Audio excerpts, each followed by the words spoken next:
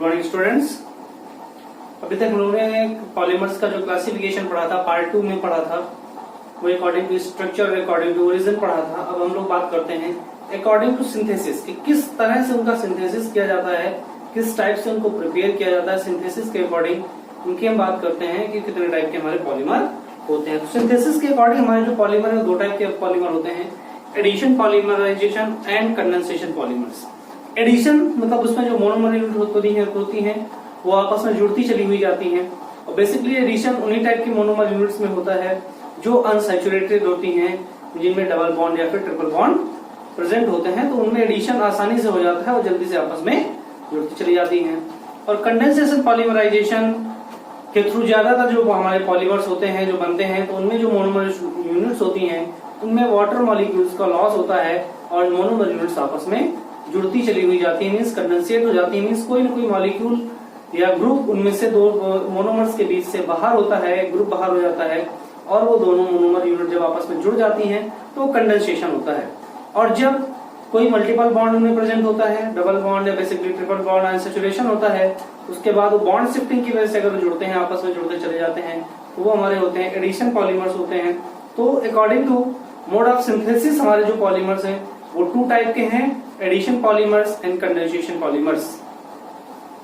ठीक है, तो अब हम बात करते हैं क्लासिफिकेशन। तीसरा क्लासिफिकेशन है हमारा classification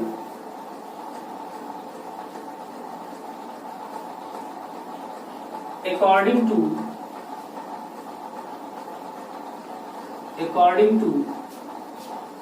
mode of synthesis. According to mode of synthesis mode के अकॉर्डिंग हम उनको क्लासिफाई करते हैं। सिंथेसिस के अकॉर्डिंग तो हमारे दो टाइप के होते हैं। पहला हमारा होता है addition polymers.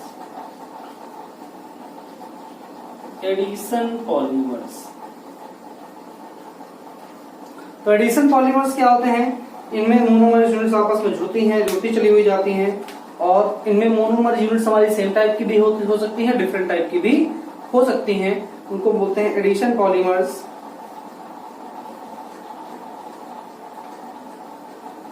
Means when monomer units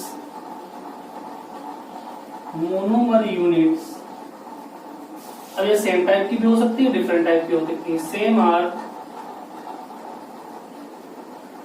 different type combines with each other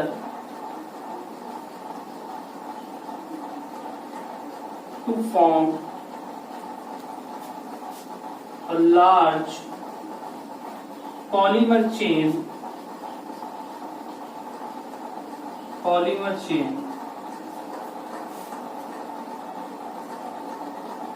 without losing a group और एटम। मीन्स यहाँ पर एटम या ग्रुप का कोई लॉस नहीं होता, केवल बॉन्ड का ट्रांसफॉर्मेशन होता है, बॉन्ड का चेंजमेंट होता है। तो बेसिकली कह सकते हैं addition polymers formed by the monomers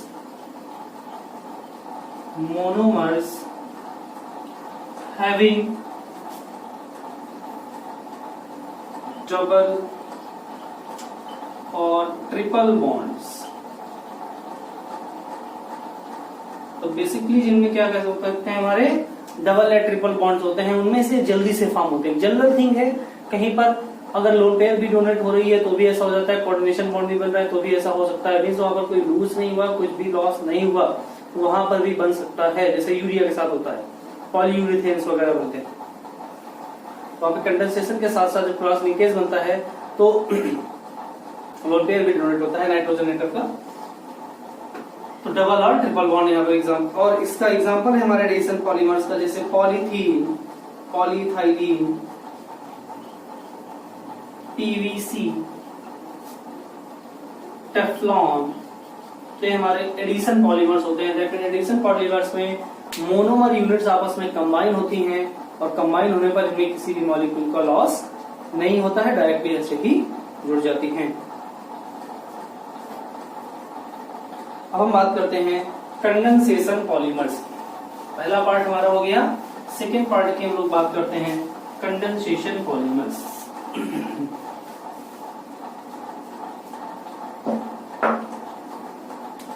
इसका हमारा सेकेंड पार्ट है condensation polymers.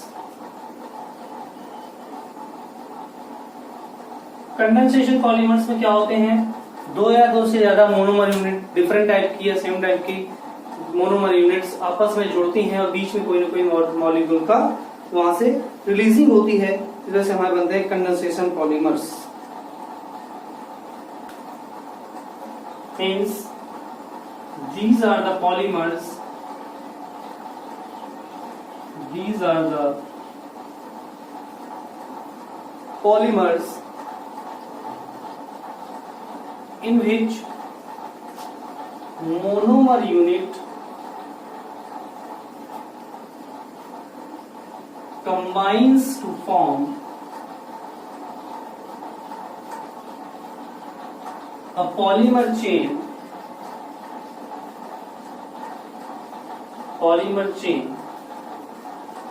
and during this process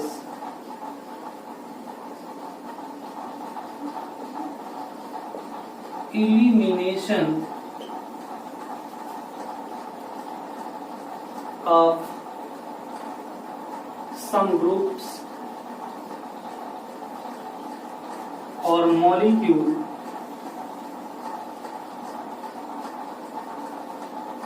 takes place, like H2O remove कर जाता है, HCl भी रिमूव कर सकता है, ये ऐसे ग्रुप हैं जो यहाँ से रिमूव कर सकते हैं।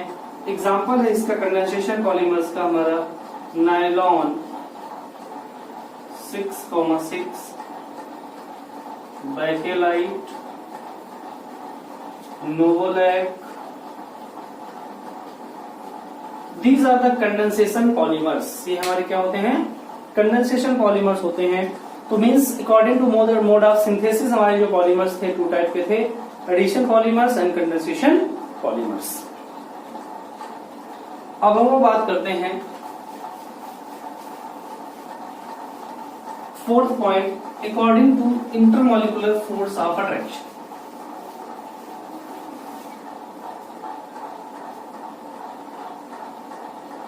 According to intermolecular force of attraction,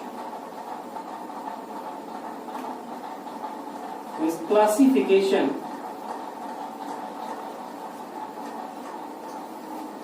according to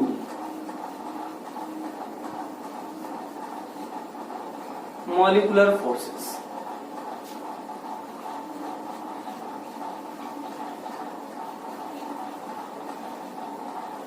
according to molecular forces के अकॉर्डिंग हमारे जो पॉलीमर्स होते हैं 4 टाइप्स के होते हैं। पहला है हमारा फाइबर्स,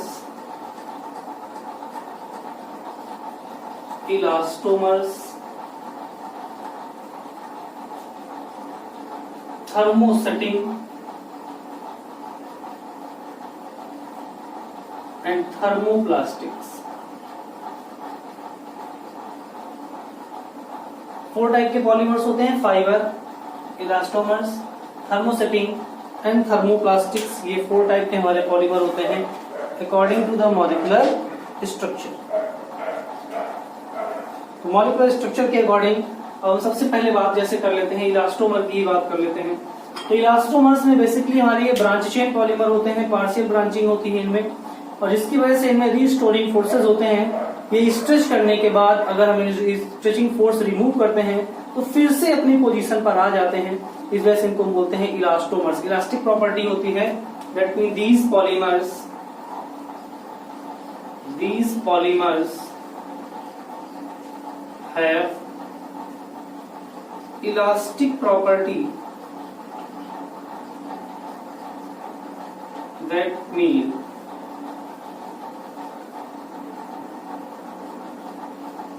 दे आर स्ट्रेचेबल। तो कैसे होते हैं? स्ट्रेचेबल होते हैं, स्ट्रेच हो जाते हैं due to and they have weak intermolecular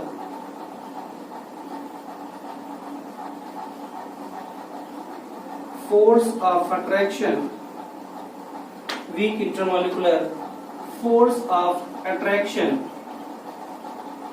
इनमें जो होता है intermolecular force of attraction weak होते हैं कंपैरेटिवली, ठीक। और दूसरी चीज अगर इनकी बात करें तो इनमें बेटा क्या होते हैं कि पार्शियल ब्रांचिंग होती है। क्या होती है इनमें? पार्शियल ब्रांचिंग होती है।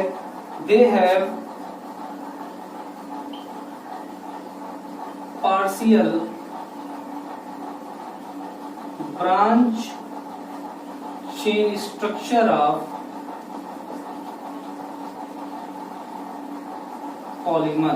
तो इनमें जो पॉलीमर चेन होती है वो ब्रांच जो चेन होती है उसी ब्रांचिंग की वजह से इनमें इलास्टिक प्रॉपर्टी होती है। और इनके एग्जाम्पल हैं Buena S, SBR, Stalin butadiene rubber. Buena S और SBR ब्यूटाडाइन रबिया, और ब्यूना एस को ही हम बोलते हैं स्टाइलिन ब्यूटाडाइन रबर स्टाइलिन। तो ये हमारे क्या होते हैं? इलास्टोमर्स होते हैं। इनमें फोर्स ऑफ अट्रैक्शन कंपैरेटिवली बहुत वीक होते हैं, उसकी वजह से ये स्ट्रेच होते हैं, रिस्टोरिंग होते हैं। कि अगर इनको हम स्ट्रेच करते हैं, जैसे रबर हम लोग देखते हैं, ठीक। तो रबर क्या होती है? स्ट्रेच करते हैं रबर बैंड, उसके बाद अपनी पोजीशन पर आ जाता है। वो एक इलास्टोमर है और बेसिकली SBR या ब्यूना एस होता है। क्यों होता है? क्योंकि उनके बीच में पार्शियल ब्रांचिंग की वजह से खिंचता तो है, लेकिन अपनी ब्रांचिंग की वजह से अपनी पोजीशन कहीं कहीं पर पार्शियल क्रॉस लिंकेज भी उनमें प्रेजेंट होता है। तो उन्हीं क्रॉस लिंकेज की वजह से वो आपस में स्ट्रेच हो जाता है और स्ट्रेच होकर अपनी पोजीशन पर आ जाते हैं। तो इसके बाद हम बात करते हैं फाइबर्स।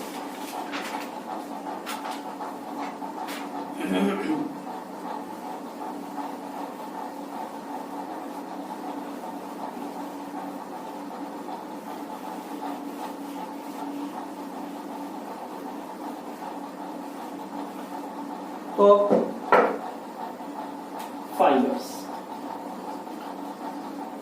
फाइबर्स इनकी जो पॉलीमरिक चेन होती है वो लीनियर स्ट्रक्चर होती है और ये थ्रेड लाइक स्ट्रक्चर होती है। मींस दे हैव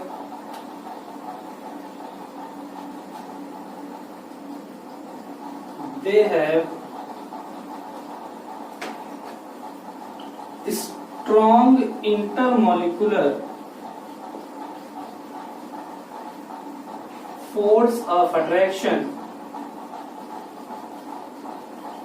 तो इनमें जो अट्रैक्शन फोर्सेस होते हैं वो बहुत ज्यादा होते हैं और बेसिकली इनमें हाइड्रोजन बॉन्डिंग प्रेजेंट होती है या डाइपोल डाइपोल इंटरेक्शन होते हैं। मींस इनके जो स्ट्रॉन्ग इंटरमॉलिक्यूलर अट्रैक्शन है वह तो हाइड्रोजन बॉन्डिंग के होते हैं या फिर डाइपोल डाइपोल इंटरेक्शन के प्रेजेंट होते हैं।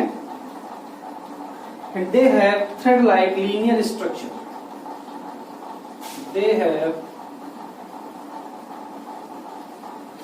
thread-like linear polymer chain।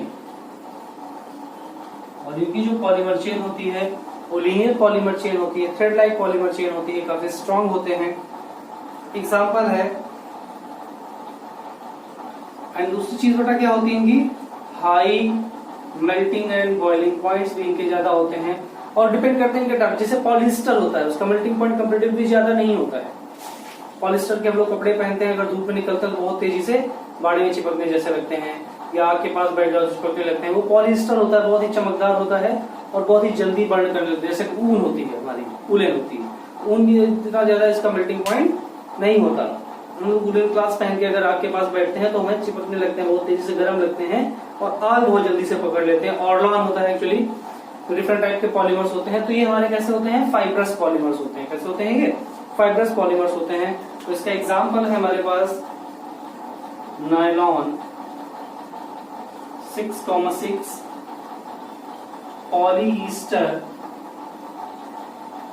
पॉलीईस्टर, इसी को हम लोग टेरिलीन भी कहते हैं। पॉलिएस्टर, टेरिलीन, ऑर्लॉन, शॉर्ट में इसको बोलते हैं पॉलीएक्रिलोनाइट्राइल, ऑर्लॉन PAN, पॉलीएक्रिलोनाइट्राइल। ऑर्लॉन हमारा वुलन क्लास होता है। तो ये हमारे फाइब्रस पॉलीमर्स होते हैं। कैसे होते हैं? हमारे फाइबर पॉलीमर्स होते हैं। तो फाइबर के बाद हम लोग बात करते हैं थर्मोप्लास्टिक्स।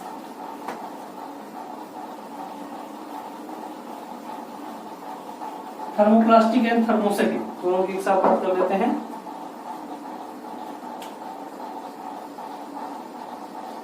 Thermoplastics and thermosetting.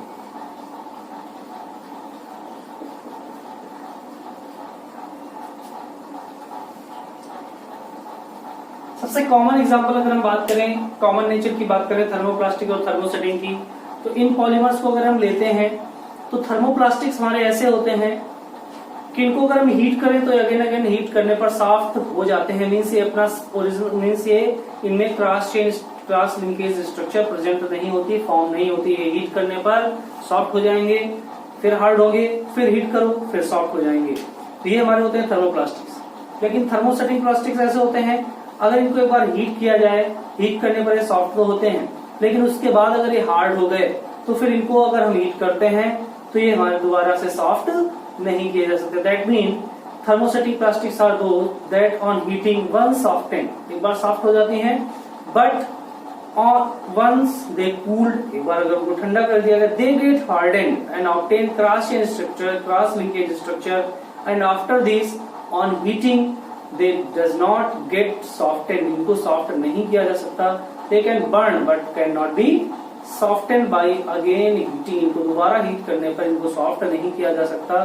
केवल एक बार हीट करने पर इनको सॉफ्ट किया जा सकता है, क्योंकि जब इनको हीट करते हैं सॉफ्ट होते हैं तो उस टाइम पे हीट करने की वजह से इनमें क्रॉस लिंकेज फॉर्म हो जाता है और क्रॉस लिंकेज की वजह से एक परमानेंट स्ट्रक्चर फाइंड कर लेते हैं, और इसी वजह से अगर इनको एक बार हीट करते हैं तो ये सॉफ्ट तो हो जाते हैं, लेकिन अगर वो उनको ठंडा कर दिया गया उस सॉफ्ट स्ट्रक्चर को तो फिर से उसको हीट करते हैं, मगर तो वो हमारी सॉफ्ट नहीं होती, रेगुलर स्ट्रक्चर गेन कर लेती है। जबकि थर्मोसेटिक प्लास्टिक्स, हमारी जो थर्मोप्लास्टिक्स जो होती हैं, इनको हीट करें सॉफ्ट हो जाएंगे, फिर थोड़ी देर बाद नॉर्मल पोजीशन पर, फिर अगर हीट करें तो फिर से सॉफ्ट हो जाते हैं। That means they can soften again and again on heating, but thermosetting plastics can not be soften again and again by heating. इनको हीट करने पर बार बार सॉफ्ट नहीं कर सकते। मीन्स इनके जो इंटरमॉलिक्यूलर फोर्सेस होते हैं वो थर्मोसेटिंग वो फाइबर्स और इलास्टोमर्स के बीच के होते हैं। Means they have intermediate force of attraction,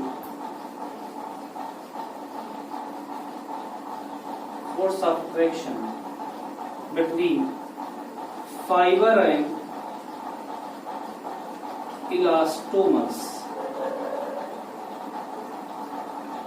and they have branch chain structure of polymer chain. They have branch chain structure of polymer chain. Generally बात करते हैं तो इनमें जनरली पॉलीमर चेन की ब्रांच चेन स्ट्रक्चर होती है। On heating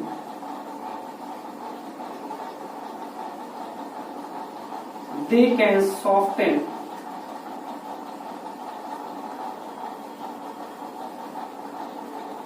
again and again, इनको बार बार soft किया जा सकता है। इनके एग्जांपल्स हैं हमारे, जैसे PVC पॉलीवाइनिल क्लोराइड, PVC पॉलीवाइनिल क्लोराइड है इसका एग्जांपल। टेफ्लॉन प्लास्टिक का पाइप होता है, PVC होती है, इसको हीट करते हैं बिल्कुल सॉफ्ट हो जाती है, उसके बाद हीट करना बंद कर दो, जैसे ठंडी हो फिर से अपनी पोजीशन में आ जाएगी, फिर से हीट करो फिर से वो सॉफ्ट हो जाती है। तो ये हमारे होते हैं थर्मोप्लास्टिक्स। क्या होते हैं? हमारे थर्मोप्लास्टिक्स होते हैं। अब थर्मोसेटिंग की बात करें तो थर्मोसेटिंग प्लास्टिक्स में जो इंटरमॉलिक्यूलर फोर्स होते हैं वो कंपैरेटिवली स्ट्रांग होते हैं। Means they have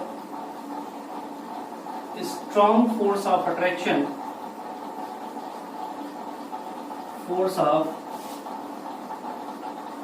attraction. दूसरी चीज they have cross link structure, they have cross linked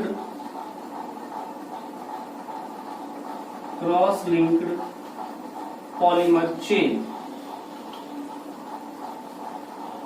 इनकी जो पॉलीमर चेन होती है वो क्रॉस लिंक्ड होती है। On heating only one time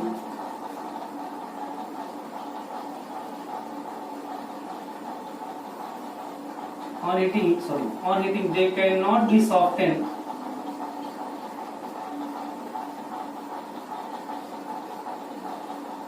again and again।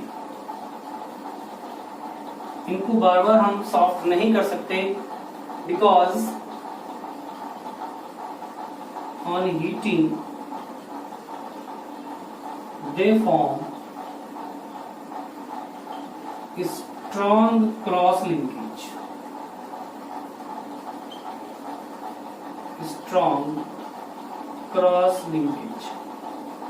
इनमें स्ट्रॉन्ग क्रॉस लिंकेज बन जाता है, इनको सॉफ्ट नहीं किया जा सकता। एग्जांपल है बैकेलाइट।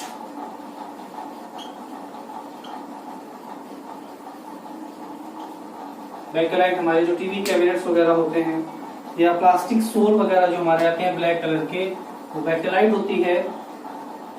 और अगर इसको हीट किया जाता है तो एक बार तो ये सॉफ्ट हो सकती है, लेकिन बार बार हीट करने पर ये सॉफ्ट नहीं होती। जैसे कुकर का जो हैंडल होता है बैकेलाइट का ही लगा होता है, शुरुआत में आता है देखो सॉफ्ट होता है, जब नया आता है थोड़ा बहुत सॉफ्ट होता है, बहुत ज्यादा नहीं, लेकिन धीरे धीरे जब जैसे उसका यूज होता जाता है, क्योंकि रोज हीट होता है और हीट करने पर होने की वजह से उसकी क्रॉस लिंकेज स्ट्रक्चर बन जाती है और काफी हार्ड हो जाता है। बाद में जब जो जाता है तो धीरे धीरे टूट के निकलने लगता है। तो हमारा बैकेलाइट होता है थर्मोसेटिंग प्लास्टिक और ये थर्मोप्लास्टिक्स। मेन दोनों में डिफरेंस ये है कि बैकेलाइट को हम लोग जो थर्मोसेटिंग प्लास्टिक्स होते हैं इनको केवल एक बार सॉफ्ट किया जा सकता है, उसके बाद इनको दोबारा हीट करने पर सॉफ्ट नहीं किया जा सकता है। वही थर्मोप्लास्टिक्स को हम कई बार सॉफ्ट कर सकते हैं और हार्ड भी हो जाते हैं कूल करने पर। अब हम यहीं पर बात करते हैं कि प्लास्टिसाइजर्स क्या होते हैं।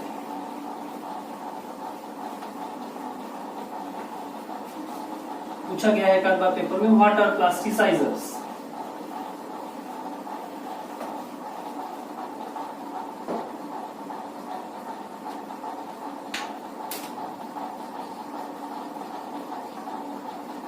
Plasticizers.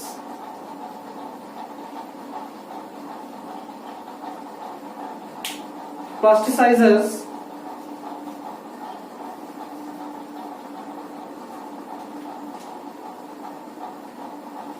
ऐसे सब्सटेंस होते हैं जिनमें कुछ प्लास्टिक से सब्सटेंस को मिलाने पर उस प्लास्टिक को कंपैरेटिवली सॉफ्ट किया जा सकता है, उनको बोलते हैं plasticisers. So that mean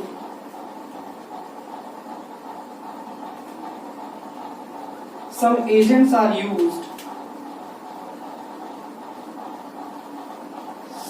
agents are used to make the plastic soft। उस प्लास्टिक को क्या किया जा सके, to make the plastic soft, called as plasticisers. उनको हम कहते हैं प्लास्टिसाइजर्स कहते हैं। मतलब अगर प्लास्टिक हार्ड है, हम उसको डेली लाइफ में ऐसे यूज नहीं कर सकते, तो सब्सटेंसेस को हम बोल देते हैं प्लास्टिसाइजर्स बोलते हैं। और ये हमारे सब्सटेंस होते हैं प्लास्टिक को सॉफ्ट करने में यूज होते हैं। जैसे हमारी पीवीसी होती है बहुत ज्यादा हार्ड होती है, इस वजह से उसमें कुछ सब्सटेंसेस मिलाए जाते हैं। जैसे एग्जांपल है इसका डाइऑक्टेल थैलेट। एग्जाम्पल है N डाइएनऑक्टिल थाइलेट।